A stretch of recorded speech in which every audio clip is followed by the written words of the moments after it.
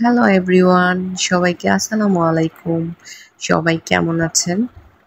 আশা করি সবাই অনেক বেশি ভালো আছেন। আজকে আমি এখানে একটি অনেক গুরুত্বপূর্ণ টপিক নিয়ে আলোচনা করব এবং অনেক গুরুত্বপূর্ণ একটি সেলাই আজকে আপনাদের দেখাবো। তো ভিডিওটি একটুও টানবেন না, সম্পূর্ণ ভিডিওটি দেখতে থাকুন।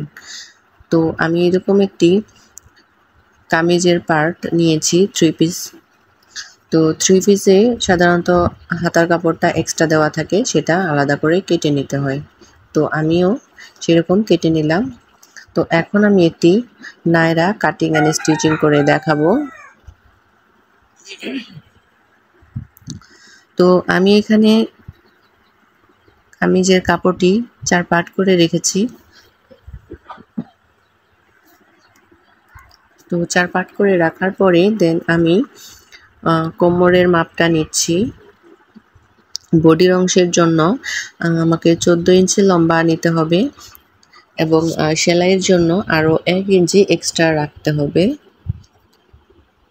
তো দেখুন আমি মেপে দেখিয়ে দিচ্ছি। তো 15 ইঞ্চি টোটাল নিতে হবে বডির অংশের জন্য। আর কামিজের টোটাল লম্বার মাপ হচ্ছে 42 ইঞ্চি।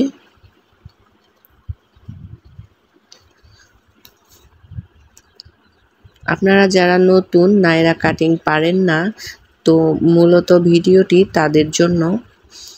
সম্পূর্ণ ভিডিওটি মনোযোগ দিয়ে দেখতে থাকুন, অবশ্যই কিছু শিখতে পারবেন। তো আমি এখানে বডির যে কাপড়ের লম্বার অংশটা আছে সেই অংশটা এইভাবে মার্কিং করে নিলাম। তো আপনার বোঝার সুবিধার জন্য আমি প্রত্যেকটা স্টেপ বাই স্টেপ ধরে ধরে দেখিয়ে দিব।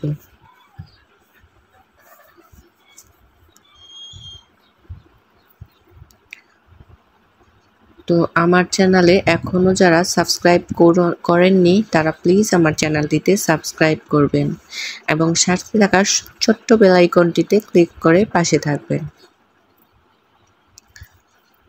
তো আমি এখানে 2টা মার্ক করে নিলাম। 2টা মার্ক করার কারণ হচ্ছে আমি জাস্ট নতুনদের বোঝানোর জন্য 2টা মার্ক করে নিব।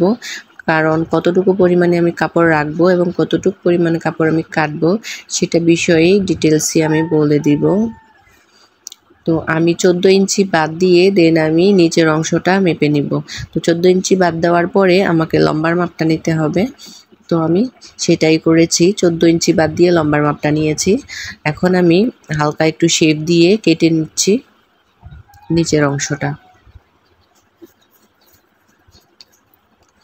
তো এখানে নায়রার বডি হচ্ছে 38 ইঞ্চি,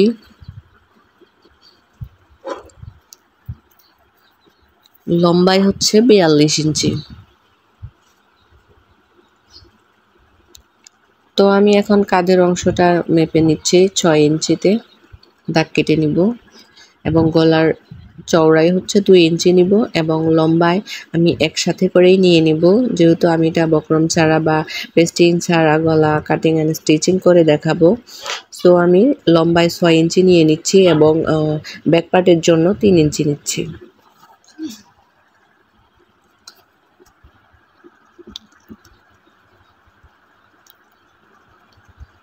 তো যেভাবে আমি মার্কিং করে নিয়েছি সেইভাবে আমি দাগ কেটে মিলিয়ে নিব।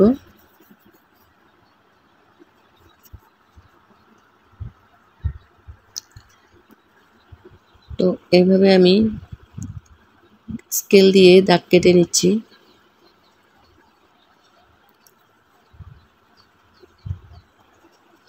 ভিডিওটি ভালো লাগলে অবশ্যই লাইক কমেন্ট শেয়ার করে পাশে থাকবেন।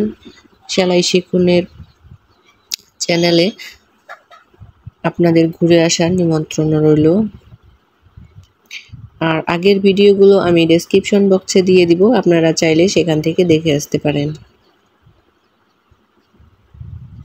তো আমি এখন বডি যতটুকু বডি ছিল তার থেকে আমি 4 ভাগ করে 1 ভাগ নিয়ে নেব।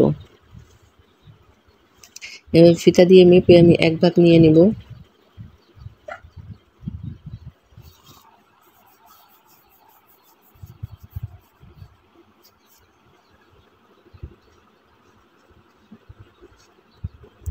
আপনাদের কাস্টমারের চাহিদা অনুযায়ী তৈরি করবেন। কাস্টমার যেভাবে চাইবে সেভাবেই দিবেন। তো কোমরের জন্য আমি আরও 1 ইঞ্চি কমিয়ে নিব। বডির থেকে কোমরে 1 ইঞ্চি কম হবে। তো 9.5 ইঞ্চিতে দাগ কাটার পরে আমি কোমরে 8.5 ইঞ্চিতে দাগ কেটে নিলাম। তো এভাবে জাস্ট মিলিয়ে নিব। তো আমি এখানে 3টা দাগ কেটে নিয়েছি কোমরের সাইডে। তো মিডল বরাবর আমি কেটে নিব, মাঝখানে যে লাইনটা আছে সে লাইন বরাবর কেটে নিব।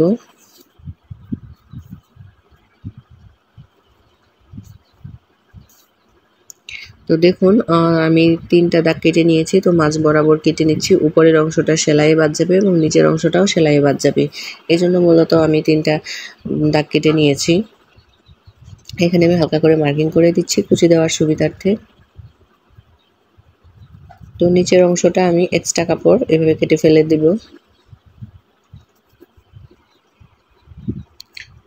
তো দেখুন আমার নায়রা কাটিং প্রায়ই কমপ্লিট। তো বডির যে অংশটা আছে সেটা আলাদা করে আমি এখন কেটে নিব।